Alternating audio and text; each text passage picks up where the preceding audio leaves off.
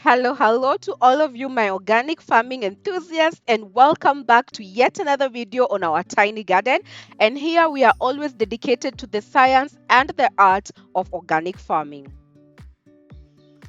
In this video, I'll be showing you how to make your own lactic acid bacteria serum, or otherwise known as labs.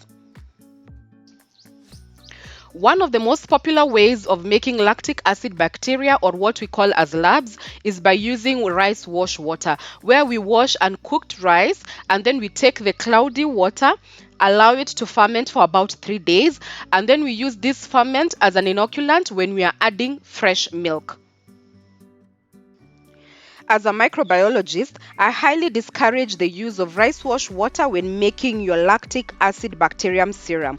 This is because rice wash water offers inconsistent nutrient composition, it has limited nutrient availability, it also causes pH fluctuation, it can introduce contamination risks, and it also creates gelatinized issues due to the rice starch content and therefore making the serum very difficult to work with.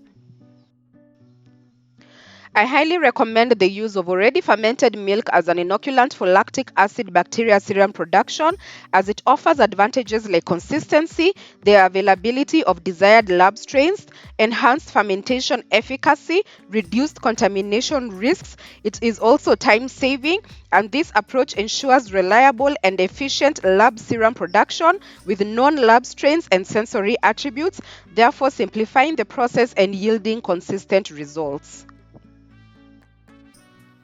So for this process, you're going to add a little amount of the fermented milk into a glass jar, and this is going to become your inoculant. And then we are going to add unpasteurized fresh milk. This must be unpasteurized milk, guys. Milk direct from a cow.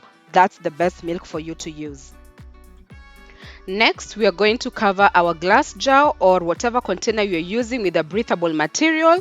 And for me here, I'm using a serviette. And then we are going to put this on a shelf and let it sit there for 24 hours undisturbed.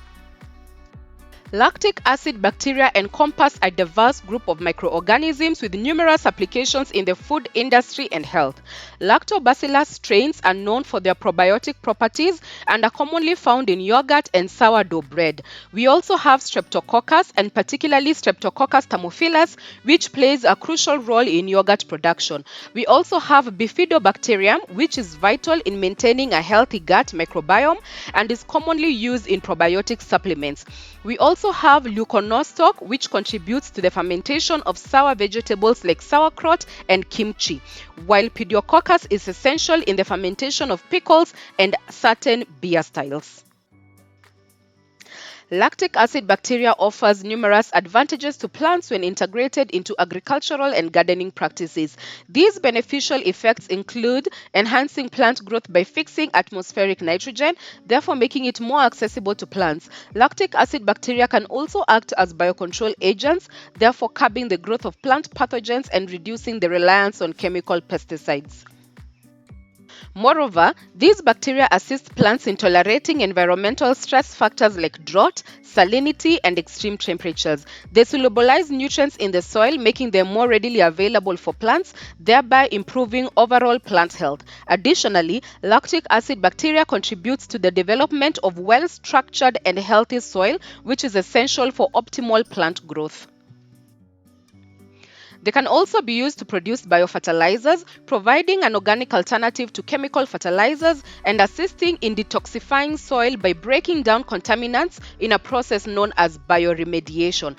The effectiveness of lactic acid bacteria depends on the specific strains used and the application methods. When properly harnessed, these bacteria offer a sustainable and eco-friendly approach to promoting plant health and improving agricultural yields. So it's been about 24 hours and we can already see a very clear separation of the serum from the top layer. So once you see this, the lactic acid bacteria has about another 10 hours and then we will have a very clear separation. So here I have a different glass jar that has been sitting for the last 34 hours, and you can see the separation of the top layer and the serum is very clear. So what we are going to do next is to separate the top layer from the serum. So for this process, I like using a sieve and a different container where I'm going to collect my serum. And then I am going to line this sieve with a kitamba. You can use a cheesecloth for this, but if you do not have a cheesecloth, like I do not have one, just use, these cheap vitambas that we can get from the shop at 20 shillings. Just make sure that it is brand new and it has never been used before.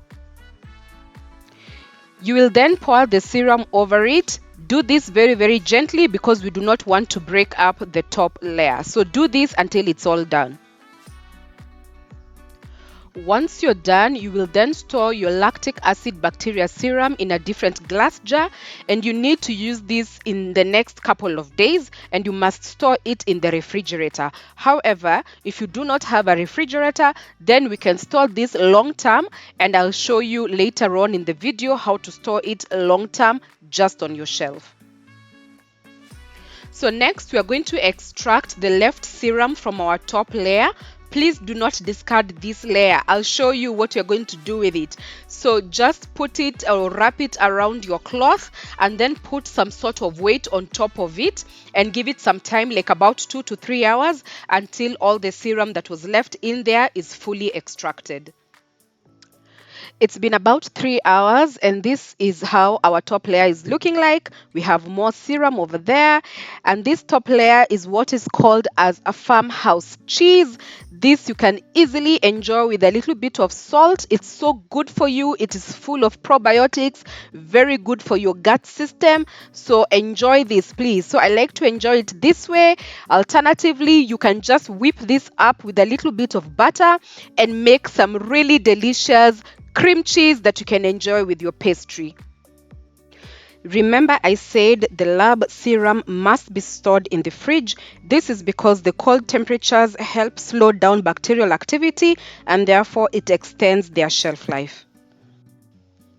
However, if you desire to store your lab serum for a longer period of time, then you need to mix equal parts of the lab serum with molasses.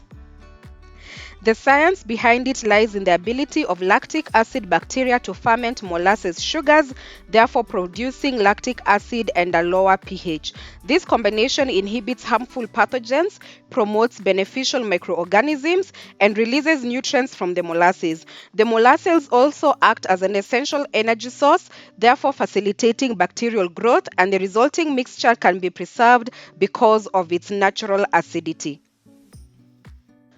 In terms of application, you need to dilute 1 part of the serum to 100 parts of water. That is 100 ml for every 10 liters of water. This dilution ratio can be titrated upwards and downwards depending on the specific plant and the intended purpose. That is, are you using the serum for disease prevention or are you using it for soil improvement? The diluted mixture can then be applied as a foliar or it can also be drenched into the soil. And there you have it, your own homemade lactic acid bacteria serum. Thank you so much for watching, and if you found this video to be informative, please do share it with someone who might be interested in this kind of content. Until the next video, happy gardening!